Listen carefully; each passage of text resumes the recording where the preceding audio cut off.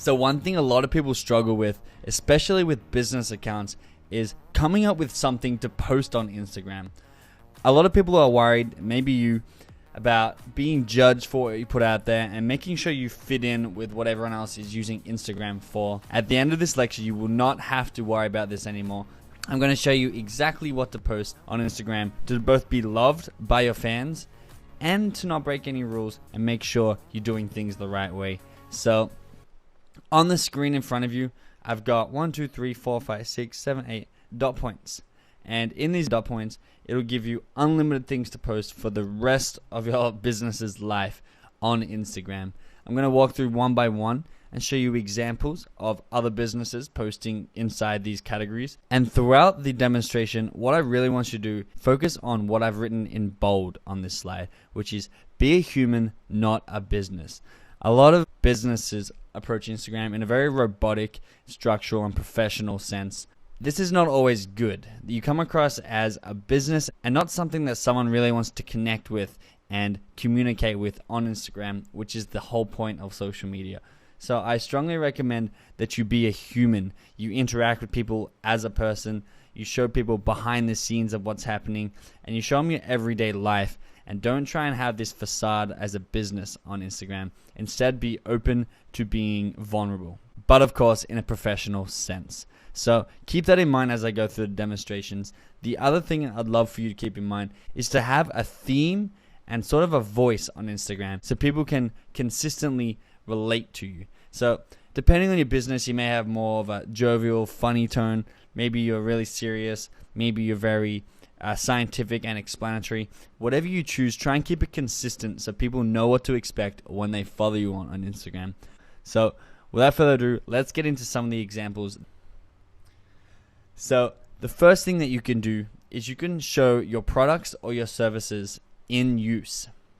So instead of just having a stock image of a photo and asking people to go buy it, have people send you photos of them using your products and services. And when you post photos like this, it really helps people envision them using your products while also giving them a little insights into behind the scenes at your company.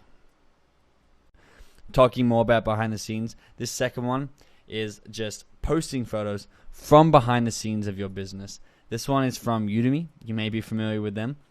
They have a group of their summer interns, this was captured, and they're just standing in the Udemy headquarters in front of Udemy sign. Now, people who follow Udemy love to see this sort of stuff and interact because it really personalizes the Udemy business. Instead of being some huge conglomerate, they can see the faces behind the company and really relate to them. So I strongly recommend you do this with your company, even if you don't have that many people. Another way that you can get content out there is similar to what Zappos has done here, is posting relevant quotes to your business or your field.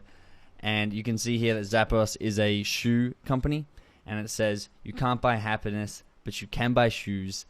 And in brackets it says, and that's kind of the same thing. So it's a little bit of humor, but relevant to their business.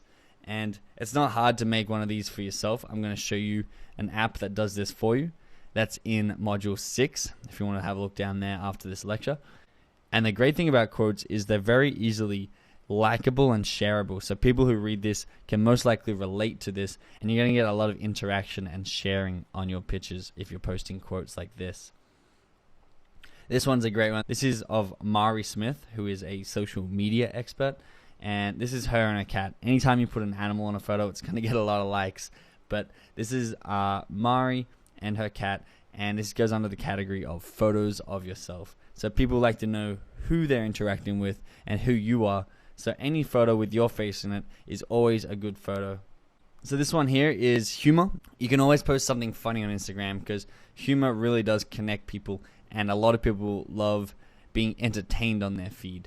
And it's a reason to follow you. If you can entertain your followers, people are more likely to want to see you regularly on their news feed, so they're going to follow you and share your stuff with their friends.